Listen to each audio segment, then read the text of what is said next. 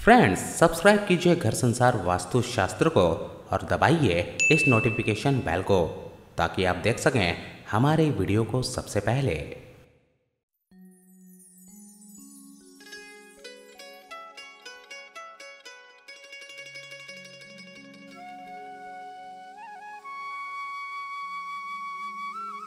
Hello friends, घर संसार वास्तु शास्त्र में आपका हार्दिक स्वागत है।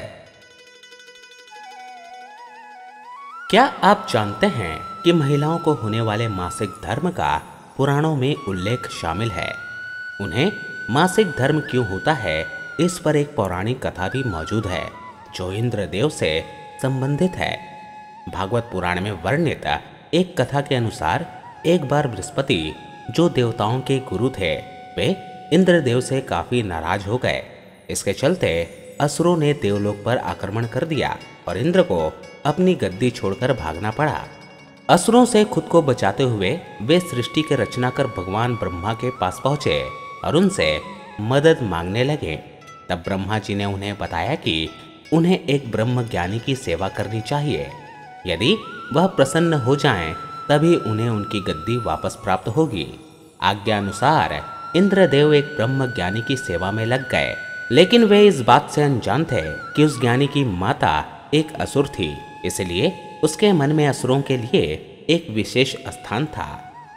इंद्रदेव द्वारा अर्पित की गई सारी हवन की सामग्री जो देवताओं को चढ़ाई जाती है, वह ज्ञानी उसे असुरों को चढ़ा रहा था। इससे उनकी सारी सेवा भंग हो रही थी। जब इंद्रदेव को सब पता लगा तो वे बेहद क्रोधित हो गए और उन्होंने उस ब्रह्म ज्ञानी की हत्या कर डाली।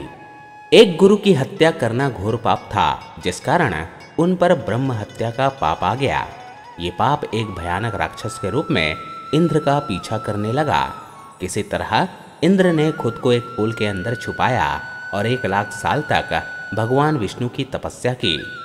तपस्या से प्रसन्न होकर भगवान विष्णु ने इंद्रदेव को बचा तो लिया, लेकिन उनके ऊपर लगे पाप की मुक्ति के लिए एक सुझाव दिया। इसके लिए इंद्र को पेड़, जल, भूमि और स्त्री को अपने पाप का थोड़ा थोड़ा अंश देना था। इंद्र के आग्रह पर सब राजी हो गए, लेकिन उन्होंने बदले में इंद्रदेव से उन्हें एक वरदान देने को कहा।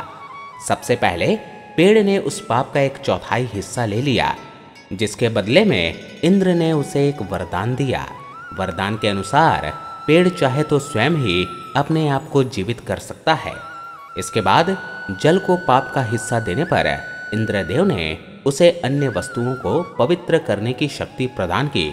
यही कारण है कि हिंदू धर्म में आज भी जल को पवित्र मानते हुए पूजा पाठ में इस्तेमाल किया जाता है। तीसरा पाप इंद्रदेव ने भूमि को दिया। इसके वरदान स्वरूप उन्होंने भूमि से कहा कि उस पर आई कोई भी चोट हमेशा भर जाएगी। अब आखिरी बारी स्त्री की थी। इस कथा के अनुसार स्त्री को पाप का हिस्सा देने के फलस्वरूप उन्हें हर महीने मासिक धर्म होता है, लेकिन उन्हें वरदान देने के लिए इंद्र ने कहा कि महिलाएं पुरुषों से कई गुना ज्यादा काम का आनंद उठाएंगी। इस दौरान वे ब्रह्म हत्या यानी कि अपने गुरु की हत्या का पाप ढो रही होती हैं, इसलिए उन्हें अपने गुरु तथा भगवान से दूर रहने को कहा जाता है। यही कारण है कि प्राचीन समय से ही मासिक धर्म के दौरान महिलाओं को मंदिर जाने की मनाही थी। तो ये तो फ्रेंड्स, इसलिए होता है महिलाओं को मासिक धर्म।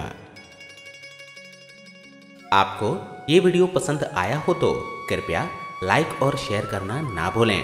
साथ ही सब्सक्राइब करना भी ना भूलें, ताकि इसी तरह की जानकारी आपको लगातार मिलती रहे। अपने घर और आसपास की सफाई रखें, सकारात्मक सोचें और खुश रहें। धन्यवाद।